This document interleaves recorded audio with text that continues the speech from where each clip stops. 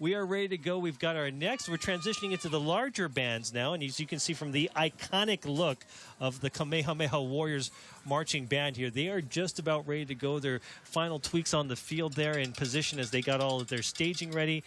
And this is, they always deliver. They do. As you're mentioning their uniforms, they actually resemble those of royal guards of the Hawaiian Kingdom. So the white embroidery stitching depicts a Mailele design. So it's a beautiful, beautiful uniform. See the last couple of members getting into their positions, and this we see some trees, so I'm intrigued to see how this plays out. And it's twisted, a take on a haunted forest. So a lot of Halloween type of things that we had going on. A little dark, but always works out in the end. For their intro, it goes to Darren Hernandez. The Kamehameha School's Warrior Marching Band and Color Guard under the direction of Mr. Matthew Kalei Urabe is led by drum majors Jordynne Ching and Nadia Pagdilao. The Kamehameha School's Warrior Marching Band and Color Guard fields 77 winds, 20 percussionists, and 11 color guard. Their show tonight is Twisted.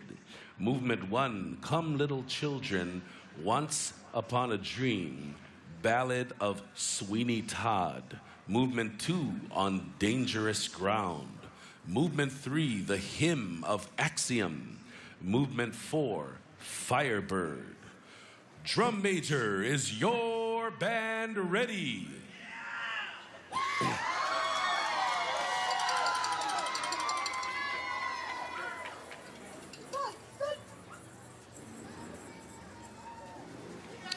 Kamehameha School's Warrior Marching Band and Color Guard, you may take the field in Class AA competition.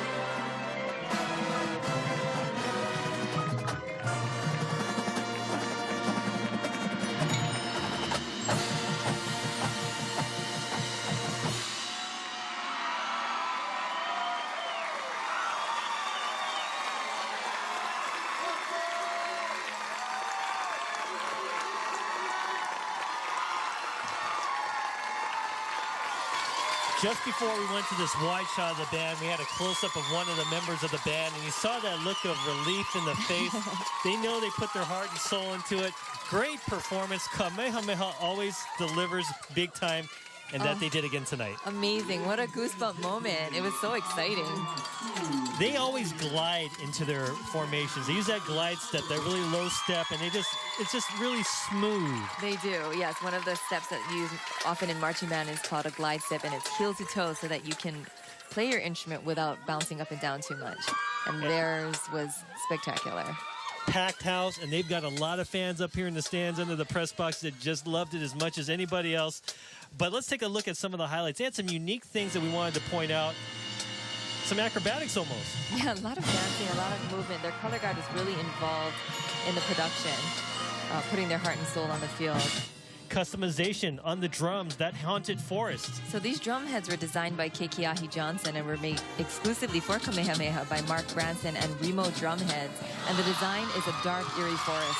How cool is that? And then Fred's something near and dear to his heart, the riflery. Yep, as we saw, it is not easy, and these girls are really bringing it. A huge shout out to Mr. John Riggle and Aristotle Santa Cruz for helping the director, Mr. Urabe, in his path. And you see how large this band is now that we're in the AA competition. It'll take them a little bit longer to clear the field, and they'll join the other bands that are starting to fill up the far sideline. If we get a shot of that, you can see where after you complete your performance, you go around the track, and you basically kind of sit next to your competition, but it's all a friendly competition. It's the best part. And it's the mingling later on is going to be one of the nice things to see, but they're going to take their position, as you see from the camera shot. That will just get more and more filled. Each band is assigned a certain section, and it'll just be completely filled. On our side of the stadium, it is packed. I mean, I don't even know if it's standing room, sitting room only, but if you didn't come, you got to kind of really make friends with the person next to you and wedge yourself in. But it is definitely a packed house here at John Kawinana Stadium. That is just impressive. Family, friends, and they stay here from beginning to end, whether your school went on early or late. Exactly. And this just shows how many people support these amazing students and really help to make this happen. You really can't do it without support of your family taking you to rehearsals, practices. It is a testament to the dedication of really everyone involved, from the students to the band directors to the parents that get roped into doing it. But I tell you what, after they're roped, they're hooked. They're hooked. They never leave. And a lot of the parents and a lot of the boosters don't even have students in the program anymore. They're just continuing to help because they believe in the program so much. But that was just one of our large bands. We've got a lot more coming up. I see white. I see red. I think KALANI is coming up next. So while they clear the field with the Warriors gear, they're going to be transitioning on the Falcons with their props and everything else. We'll step away for a quick break and come back. Oh, I'm sorry. You know, I forgot about Fred. How could you? Oh, it's easy to... Oh, you're going to forget about me, huh? Hey, I'm standing here with Jordynne and Nadia. They are the drum majors of the Kamehameha Warrior Marching Band and Color Guard. And let's talk a little bit about tradition. When you talk about the Kamehameha Band, you are talking about tradition. And it starts with your uniforms, right? Yes, definitely. Our uniform is actually modeled after the Royal Guard of Iolani Palace. They're very significant. They're very historical. In fact, they're over 30 years old, and it's really nice to represent such a legacy of all the people who come before us, all of our family. It's really nice. So, of course, not the original uniforms are 30 years old, but the band's uniform is 30 years old, which is really impressive. It's been a traditional outfit for Kamehameha for all these years, and it's really special. This year was the 40th anniversary of the Kamehameha Tournaments of Bands, and it's the 20th anniversary of the Mililani Trojan Bandfest. So what does it feel like to be a part of that legacy? Well, for me, it's so amazing to be wearing the same uniforms that our predecessors wore, and also that we are able to be so connected to the people before us. You know, when you think Kamehameha, you think Imua, you think pride, you think ancestry. You know, you guys wear the outfits very, very well. We're super, super excited to have you here yet again. I think you've been a part of every Trojan Bandfest since the inception, and thank you very much for being here. Back to you guys up the booth.